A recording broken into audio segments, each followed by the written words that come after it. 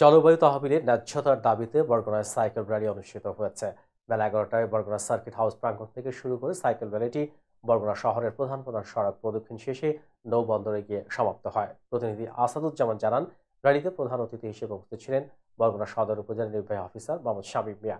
অন্যান্যের মধ্যে উপস্থিত ছিলেন ধরিত্রী রক্ষায় আমরা ধরা এবং ওয়াটার কিপার্স বাংলাদেশ বরগুনা শাখার সমন্বয়ক মুশফিক আরিফ, ধ্রুবতারা ইউথ ডেভেলপমেন্ট ফাউন্ডেশনের সভাপতি রাসেল মাহমুদ, উৎসর্গ ফাউন্ডেশন বাংলাদেশের কেন্দ্রীয় কার্যনির্বাহী পরিষদের সাংগঠনিক সম্পাদক আতিকুর রহমান সাবু, যুব বাপার সমন্বয়ক আলামিন, বরগুনা সাইক্লিং কমিউনিটির অ্যাডমিন এহসান আহমদ নোমান এবং মডারেটর আবিদ হাসান সহ প্রমুখ।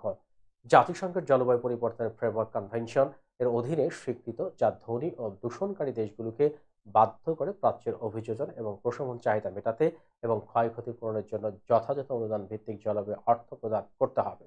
জলবায়ু ঋণ পরিশোধের অংশ হিসেবে জলবায়ু তহবিল অবশ্যই এমনভাবে সরবরাহ করা উচিত যা ব্যক্তিগত বিনিয়োগ বা কর্পোরেট মুনাফার দ্বারা প্রভাবিত না হয়। সেজন্য ক্ষতিপূরণে জলবায়ু তহবিলে অর্থ প্রদানের জোর দাবি সহ প্রতি বছর কমপক্ষে ৫,৯৭,৭০,০০০ কোটি টাকার ক্ষতিপূরণ অর্থের দাবি জানানো হয়। আয়োজনে ধরিত্রী রক্ষায় আমরা ধরা, ওয়াটার কিপার্স বাংলাদেশ বরগুনা শাখা, ধ্রুবতারা ইউথ ডেভেলপমেন্ট ফাউন্ডেশন, উৎসর্গ ফাউন্ডেশন বাংলাদেশ, যুব বাপা এবং বরগুনা সাইক্লিং কমিউনিটি অংশগ্রহণ করে।